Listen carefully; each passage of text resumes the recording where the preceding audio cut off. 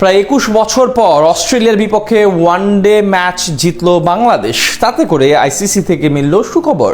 মোসাদ্দেক হোসেন সৈকতের ক্যারিয়ার সেরা ইনিংসের পর বল হাতে টাইগার বোলারদের দাপটে বোলিংয়ে কোণঠাসা অজিরা। ফলে সিরিজের প্রথম ম্যাচেই ঐতিহাসিক জয় তুলে নিল বাংলাদেশের ক্রিকেটাররা। সাথে এলো আইসিসি থেকে সুখবর, মিরপুরে ঘরে মাঠে অজিদের হারিয়ে তবে কি এমন সুখবর পেল বাংলাদেশ, সেটার বিস্তারিত প্রতিবেদনে।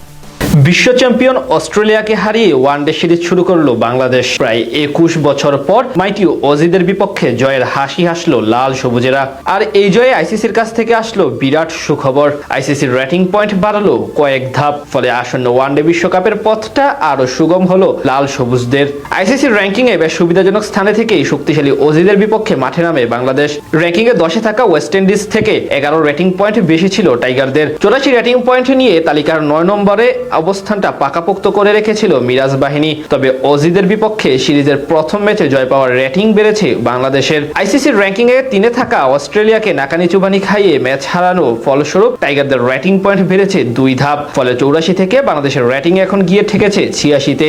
অন্যদিকে 106 রেটিং পয়েন্ট নিয়ে সিরিজ শুরু করা অস্ট্রেলিয়ার রেটিং কমে গিয়েছে 103-এ। তবে রেটিং পয়েন্ট উথাল পাতাল লাগলেও র্যাঙ্কিং এ পরিবর্তন আসেনি দুই দলের কারোই। যথারীতি বাংলাদেশের অবস্থান রয়ে গেছে 9 নম্বরে এবং অস্ট্রেলিয়ার অবস্থান থেকেছে 3-এই। এদিকে প্রথম ম্যাচেই 2 রেটিং পয়েন্ট বেড়ে যাওয়া বাংলাদেশের সামনে সুযোগ রয়েছে র্যাঙ্কিং এ উন্নতি করারও। তবে সেক্ষেত্রে অবশ্য বাংলাদেশকে সিরিজের বাকি দুটো ম্যাচেই জিততে হবে। অর্থাৎ বাংলাদেশ যদি নিজেদের ঘরের মাঠে অজিদের হোয়াইট ওয়াশ করে দেয়, তাহলে বাংলাদেশের রেটিং বেড়ে গিয়ে দাঁড়াবে 90-তে। আর তখনই কেবল আইসিসি র্যাঙ্কিং এ ইংল্যান্ডকে টপকে 8-এ উঠে আসবে টাইগাররা। এর আগে বছরের শুরুতেই টানা 2টি সিরিজ নিজেদের নামে করে নেয় মেহেদী হাসান মিরাজের দল। ঘরের মাঠে প্রথম পাকিস্তান ও পরে নিউজিল্যান্ডকে কোণঠাসা করে সিরিজ জয় পায় লাল সবুজের প্রতিনিধিরা।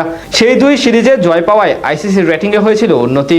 সেই সাথে আইসিসির র্যাঙ্কিং ও এক ধাপ উপরে উঠেছিল লাল সবুজেরা। আর এবার অজিদের বিপক্ষে ম্যাচ জয়ে রেটিং এ মিলেছে উন্নতি। এদিন বাংলাদেশের জয়ের ভিতটা গড়ে দিয়েছিলেন প্রায় 4 বছর পর জাতীয় দলে প্রত্যাবর্তন করা মোসাদ্দেক হোসেন সৈকত। আগে ব্যাট করতে নেমে শান্ত তামিমদের অর্ধশতকের পরও হুট করে যখন মিডল অর্ডারে ধস নামে, তখনই দলের হাল ধরেন এই তারকা ব্যাটার। নিজের প্রত্যাবর্তনের ম্যাচে হাঁকান দারুণ এক অর্ধশতক। দুর্দান্ত ব্যাটিং এ বাংলাদেশের রান পাহাড় গড়ার মূল কারিগর ছিলেন এই মোসাদ্দেকই। তার 70 বলে 86 রানের ইনিংসে ভর করে অস্ট্রেলিয়ার বিপক্ষে 284 রানের পাহাড় সম সংগ্রহ পায় বাংলাদেশ।